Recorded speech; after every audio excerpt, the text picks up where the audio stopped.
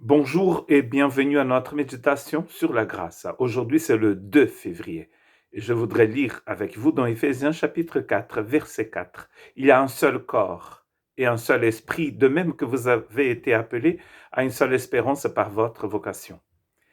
Nous avons vu dans la première partie de ce chapitre 4, dans le verset 1 à 3, que l'unité du corps du Christ dépend de notre conduite, c'est-à-dire de notre façon de marcher. Et nous avons vu les 4 qualités plus agapé et la paix du Seigneur, la pratique de l'amour et de la paix et de tous les composants de l'amour vont nous aider à vivre dans l'unité du corps. Dans cette deuxième partie, nous apprenons une chose très importante, c'est que l'unité dans le corps du Christ dépend du Seigneur, dépend d'abord du Seigneur, mais il nous demande de marcher, mais ça dépend du Seigneur. Dans le verset 4, 5 et 6, il va parler donc de ce Seigneur trinitaire, l'Esprit Saint, le Seigneur et Dieu le Père. Et ici, dans ce verset 4, il dit qu'il a un seul corps. Pourquoi est-ce qu'il a un seul corps? Car il a un seul esprit. Et ensuite, il a un seul Seigneur et il a un seul Père. Et nous avons tous été appelés à une seule espérance par notre vocation. Donc d'abord, le seul esprit et la seule espérance. Nous formons un seul corps. Et ici, dans Éphésiens, il nous dit que ce seul corps est formé des juifs et des non-juifs. Dieu n'a pas deux peuples, comme beaucoup prêchent d'ailleurs. Dieu a un seul peuple, car des deux peuples, Dieu n'en a fait qu'un. C'est écrit ici dans Éphésiens. Pourquoi est-ce qu'on ne l'a pas vu encore? Peut-être c'est parce qu'on a mis des idées dans notre tête et nous n'allons jamais consulter la Bible. Nous ne lisons pas ce qui est écrit. Et c'est bien clair dans Éphésiens que des juifs et de non-juifs, Dieu a formé un seul corps. Dieu a un seul peuple qu'il appelle peuple saint, nation sainte, peuple choisi, nouvelle société. Bon, c'est pas écrit nouvelle société, mais on comprend ça comme ça. Nouvelle création, en tout cas. Temple vivant, composé de tous les peuples, de toutes les nations. Et une fois qu'ils sont dans ce seul corps, Paul nous dit en écrivant aux Galates, il n'y a ni homme ni femme. Il n'y a ni juif ni grec, c'est-à-dire juif et les autres.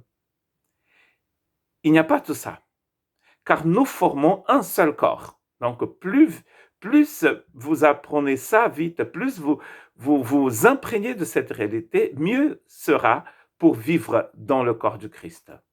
1 Corinthiens 12, 13, c'est écrit en effet que nous soyons juifs ou grecs, esclaves ou libres, nous avons tous été immergés dans un seul esprit, baptisés ici en français, pour former un seul corps, et nous avons tous bu à un seul esprit. Mais oui, parce qu'il nous a immergés dans l'esprit, et donc du coup, nous buvons du même esprit. C'est l'esprit, c'est l'océan Atlantique au bord duquel nous vivons ici au Pays Basque. Si Dieu nous émerge dans cet océan Atlantique, nous allons tous boire de l'eau de l'océan Atlantique. Un seul esprit, donc du coup, un seul corps.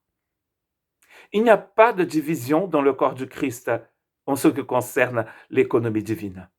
Cette division, elle existe dans le cœur des gens, mais pas dans le corps du Christ. Le corps du Christ, c'est un seul corps.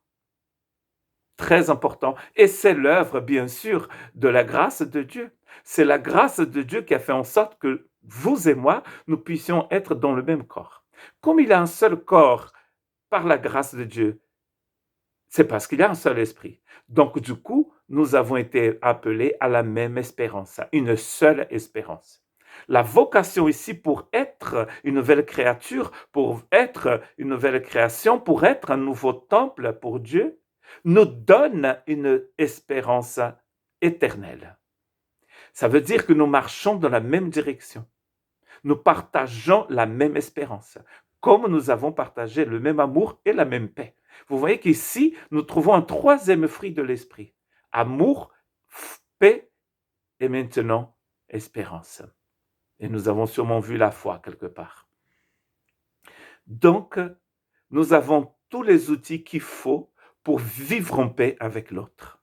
Car Dieu n'a qu'un corps.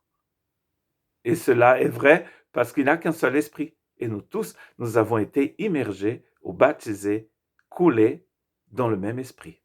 Que Dieu vous bénisse.